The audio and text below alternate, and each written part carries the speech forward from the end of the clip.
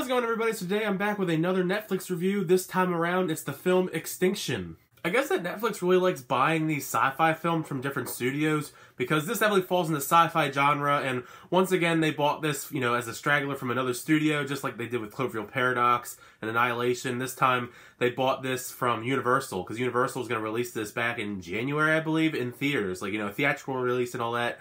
But they chose against it, and then Netflix came in and bought the rights to it and threw it on their streaming service. There's already some red flags that a major studio like Universal would just dump their movie, and next thing you know, it's on Netflix. But, I like Michael Pena, I like Lizzie Kaplan, and it's written by the guy that wrote Arrival, which I thought was a pretty decent sci-fi flick a couple of years back.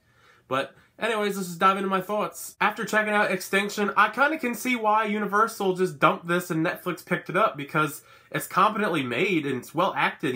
Michael Pena and Lizzie Kaplan do a great job acting in this performance, but the story overall is just kind of all over the place, and it's not the worst thing I've ever seen, especially in the sci-fi genre, but I don't really think it's amazing either. It's just kind of just middle. It's like mid-tier as far as sci-fi and even Netflix films go. The plot for this is pretty basic. It's basically just Michael Pena plays this father who keeps having these reoccurring nightmares, these horrible dreams about, this alien invasion that's going to happen and losing his family. His family dies in his nightmares, and he keeps waking up obviously pretty terrified that something's going to go wrong. Why is he having these premonitions? And of course, lo and behold, these things come true.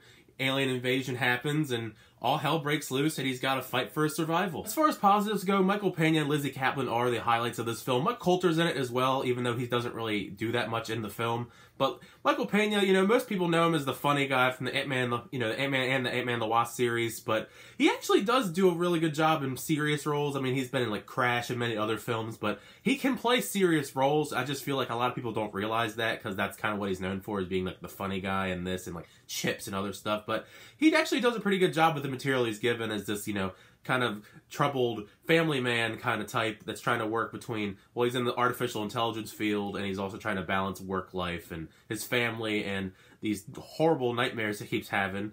Well, and Lizzie Kaplan is she's really underrated, I feel, but she's supposed to be like this, spousal support, and she actually is pretty tough in this film. She's actually a pretty pretty badass in some scenes, but I think Michael Pena overshines him in this film. One of the things that bothered me about the storyline for this film is if you just paid attention to the nightmares that he had, they're going to come true, but you don't know in what order, because that's kind of the funny thing about it is that they all happen, but you don't know in what order they're going to happen. But if you can pick and choose what you know what's going to happen. So I guess that kind of why I don't like dream sequences and seeing into the future kind of stuff, because if you just pay attention to his nightmares, you know what's going to happen in the film, and lo and behold, of course, that stuff happens. But, I mean, I feel like if you maybe just less of them, or they just were less revealing, you only saw little bits and pieces, you couldn't piece it together. But I felt like that was a big negative as far as, keeping me interested, because, you know what's going to happen. You just don't know the complete order. Like with any science fiction, if there's an alien race or something like that that's, trying to take over the world, you gotta, judge, what the aliens and what their plan is and what they look like and how cool or not cool they look like. I mean, in this film, they look okay. They kind of just reminded me of, really weird alien-style scuba suits, Power Ranger-esque scuba suits. I don't know why, that's just what stuck out to me. These suits, they're okay. It looked like they put some money into the suits, but not, a whole lot. And then you see a couple of glimpses here and there of, their ships that I don't think the CGI held up very well for those. I think that's part of why they didn't show them that much, is because they probably would have went over budget if they put too much into it. But so most of the time, when you see the aliens, they're in these weird, scuba suit kind of things, and yeah, that was a little weird to me. Some of the action that they do have with the characters and the aliens actually is pretty interesting. I actually don't mind some of the scenes. Some of them are a little bit too shaky cam, jump cutty, which kind of maybe a little bit nauseated as I'm watching them, but there are others that are actually fairly interesting. You got full-blown pyrotechnics and full crazy, choreography looking stuff, which makes sense because this was supposed to be a theatrical release, which is probably, why there's actually some good value as far as special effects, action, choreography, and, all that stuff goes. It's just not top-notch.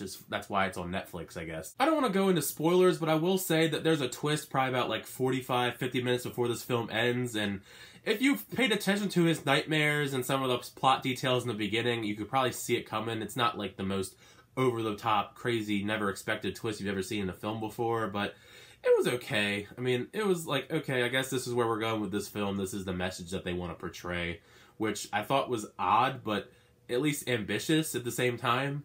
I mean, if you've ever seen the game, well, it only came out a couple months ago, but if you've ever played the game Detroit Become Human from David Cage, it's on PlayStation.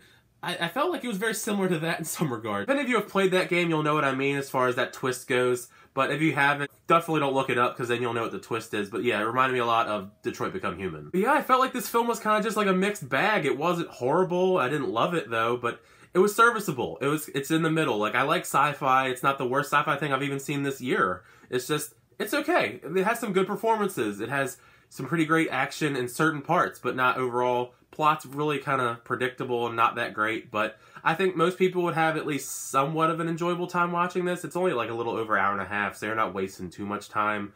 If you like sci-fi, I think you'll like aspects of this. I think you'll also not like certain aspects of this. That's why I think it's just kind of like middle road. It's not horrible, not, you know, amazing. It's just middle. But those are just my thoughts about Extinction. It comes out today on Netflix, so it's on there now if you want to go check it out. If you do, leave a comment down below what you thought of Extinction, whether you liked it, loved it, hated it. Definitely leave your thoughts down below what you thought of it. Also, feel free to leave a like, hit that subscribe button, keep up to date with all of my movie reviews, whether it be early releases, I go to advanced screenings, I go to Netflix, Netflix stuff. I also do unboxings, Blu-ray hauls, all that jazz. But until next time, I'll see you guys later.